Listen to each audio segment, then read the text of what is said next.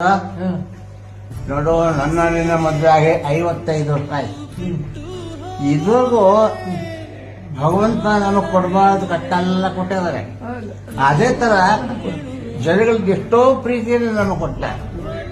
ನಾವು ಸುಖ ಕೊಟ್ಟಾಗ ಮೈ ಬಾಸು, ದುಃಖ ಕೊಟ್ಟಾಗ ದೇವರ ತೆಗಳಬಾರ್ದು.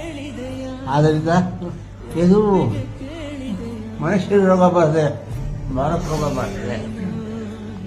ಈ ತರ ಕಾಯಿಲೆ ಎಷ್ಟೋ ಬಂದೊಟ್ಟೋಗಿದೆ. ಅವಾಗ ತಡೆಯೋ ಶಕ್ತಿ ಇತ್ತು. ಸುಮ್ಮನೆ ಅವಾಗ ಎಂಥ ಇದೆ ಅಲ್ಲಿ ನಡೆಯುವಂಥ ಕಷ್ಟ ಶಕ್ತಿ ಕೊಟ್ಟಿದ್ದ.